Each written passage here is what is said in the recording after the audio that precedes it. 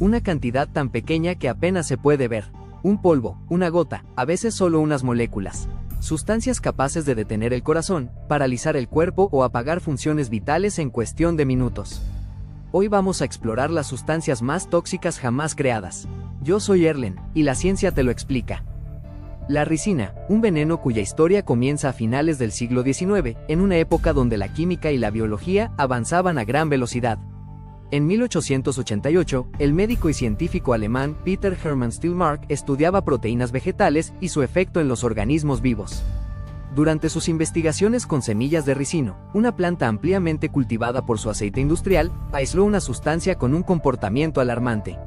Stillmark descubrió que cantidades extremadamente pequeñas eran suficientes para causar daños severos en células vivas.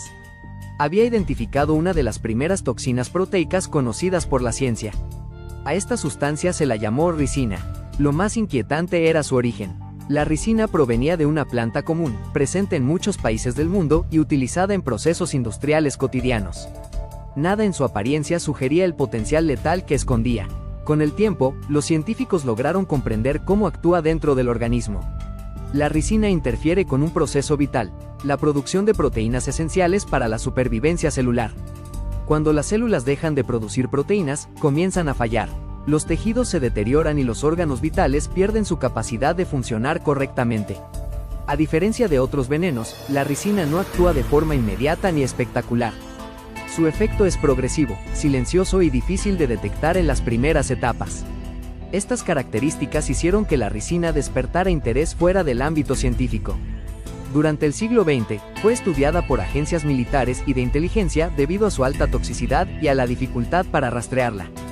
Uno de los casos más conocidos ocurrió en 1978, en Londres.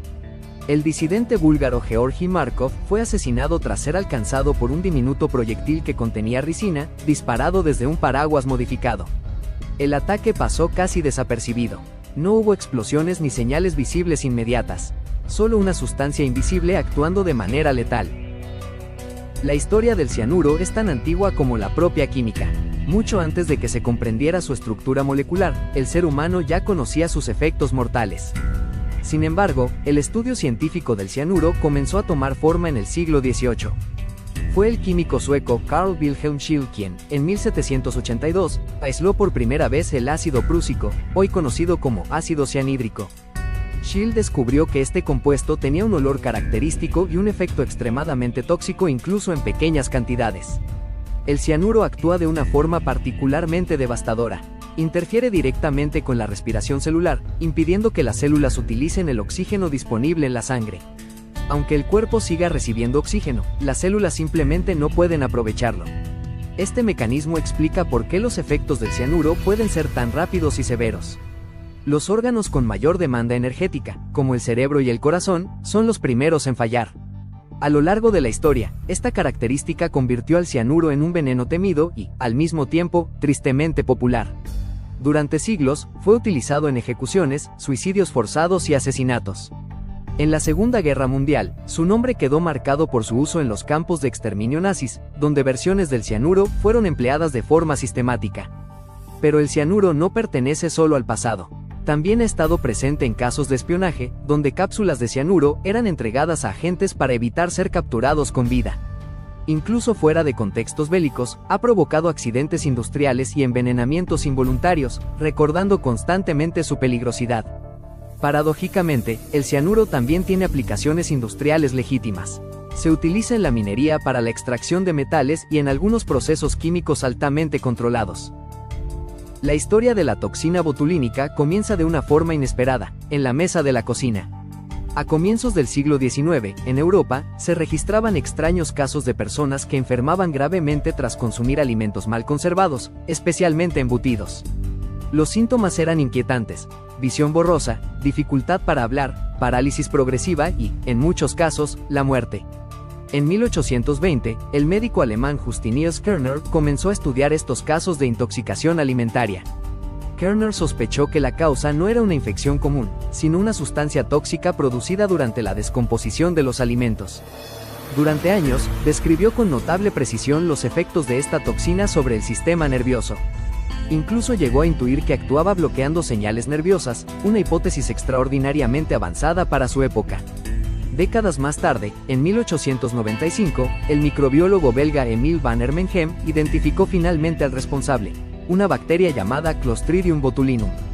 Esta bacteria producía una toxina extremadamente potente, que pasó a conocerse como toxina botulínica. Lo que hace única a esta sustancia es su mecanismo de acción. La toxina botulínica bloquea la liberación de neurotransmisores responsables de la contracción muscular. Como resultado, los músculos quedan paralizados. Esta parálisis no es caótica ni violenta. Es progresiva, silenciosa y puede afectar funciones vitales como la respiración. Por esta razón, la toxina botulínica es considerada una de las sustancias más tóxicas conocidas. Cantidades increíblemente pequeñas son suficientes para provocar efectos severos. Durante el siglo XX, esta potencia despertó el interés militar. La toxina botulínica fue investigada como posible arma biológica, debido a su capacidad para incapacitar o matar sin necesidad de explosivos ni agentes visibles. Sin embargo, la historia de esta toxina tiene un giro inesperado. En dosis extremadamente controladas, la misma sustancia comenzó a utilizarse con fines médicos.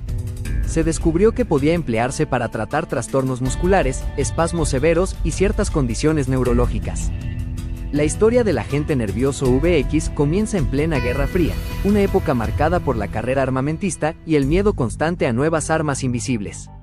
A comienzos de la década de 1950, científicos que investigaban nuevos compuestos químicos para uso agrícola observaron algo inquietante. Durante estas investigaciones, realizadas inicialmente en el Reino Unido, se identificó un compuesto con una toxicidad sin precedentes. Había nacido lo que más tarde se conocería como VX. A diferencia de otros venenos, el VX no actúa de forma rápida y caótica. Su mecanismo es silencioso, persistente y devastador. El VX interfiere con el sistema nervioso, impidiendo que el organismo pueda regular funciones básicas como la contracción muscular, la respiración y el ritmo cardíaco. El resultado es una pérdida total del control neuromuscular. Lo que convirtió al VX en una de las sustancias más temidas jamás creadas no fue solo su toxicidad, sino su persistencia. A diferencia de otros agentes nerviosos, el VX puede permanecer activo durante largos periodos, aumentando enormemente su peligrosidad. Durante la Guerra Fría, varias potencias investigaron este tipo de agentes como armas químicas. Cada vez que aparece asociado a un caso real, genera una conmoción internacional inmediata. Uno de los episodios más conocidos ocurrió en 2017, cuando el VX fue vinculado al asesinato de Kim Jong-nam, hermanastro del líder norcoreano, en un aeropuerto de Malasia.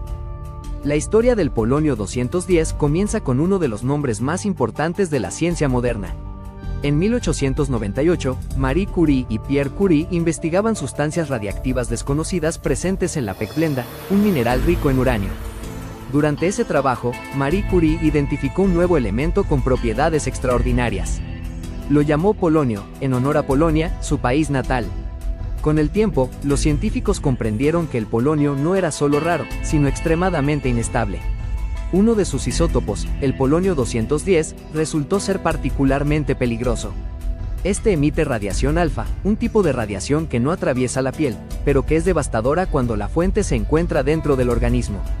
En el interior del cuerpo, esta radiación libera enormes cantidades de energía a escala microscópica. Las células dañadas mueren, los tejidos se degradan y los órganos comienzan a fallar de forma progresiva. Lo que hace especialmente inquietante al polonio 210 es su invisibilidad.